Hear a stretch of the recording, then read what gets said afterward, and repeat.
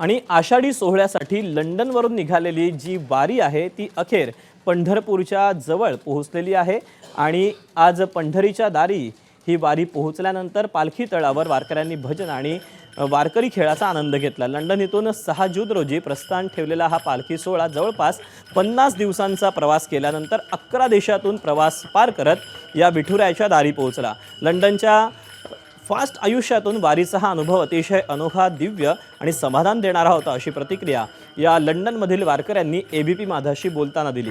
लंडनवरून मुंबई आणि तिथून आळंदीला पोहोचल्यानंतर या पालखी सोहळ्यानं आळंदी ते पंढरपूर पूर्णपणे पायी प्रवास केला।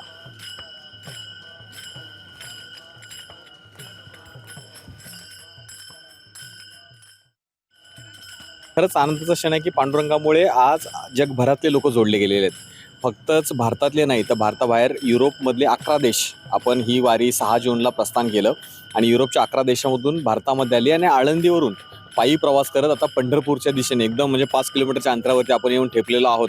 अशी एक मनाला आस लागलेली आहे की कधी पंढरपुरात जातोय आणि पांडुरंगाचं दर्शन घेतोय, कळसाचं दर्शन घेतोय, चंद्रभागेमध्ये स्नान करून एक मन तृप्त होईल की जो इतिहास आपण रचायचा प्रयत्न केलाय की ग्लोबल वारी जी भारतामध्ये 700-800 वर्ष जुनी वारी परंपरा आहे ती 7 समुद्रापार घेऊन जायचा आपण एक प्रयत्न केला आणि त्याला विठ्ठल रुक्मिणीने यश दिलं, याचं खरंच एक समाधान आहे। हो, जिथे जागा मिळेल तिथे छान झोप लागली असं कधीच अनुभवायला नव्हतं मिळालं।